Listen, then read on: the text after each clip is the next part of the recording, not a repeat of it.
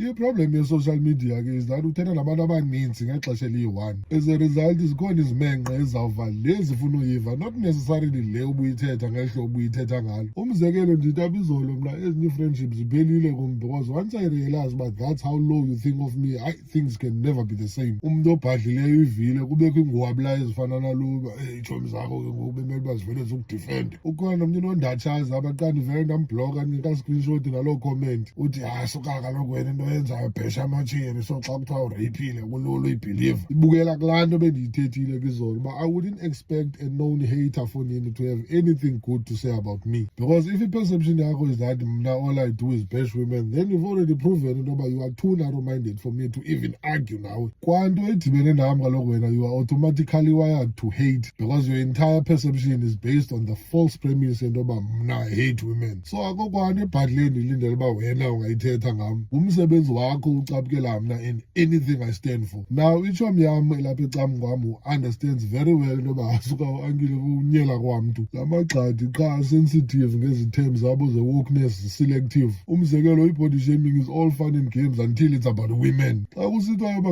awumde Tom sitsho ngomilikaka ngehlekwa kube mnandi, but the minute ndisithi mna awusetyebe sisanda then ngoko ke makakhathalishwe ubhesha amanina ninye right fucking there ke apha kum ishiti yona ndisezayithetha.